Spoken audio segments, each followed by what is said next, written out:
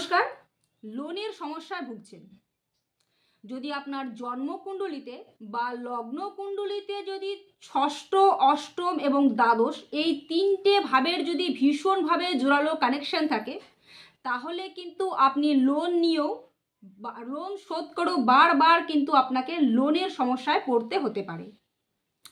ষষ্ঠ ভাব, আমরা কিন্তু ষষ্ঠ ভাব থেকে দৈনন্দিন জীবনযাপনকে নির্দেশ করে এবং ষষ্ঠ ভাব থেকে কিন্তু রোগ, ঋণ এ সমস্ত জিনিসকেও নির্দেশ করে থাকে, লোনকেও নির্দেশ করে থাকে।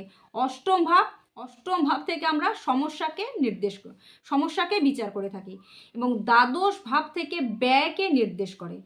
যদি আপনার এই ভাবগুলোর সাথে শনি এবং মঙ্গলের ভীষণভাবে কানেকশন থাকে, তাহলে কিন্তু আপনি লোন শোধ করার পরও বারবার লোনের জালে জড়িয়ে পড়তে পারেন।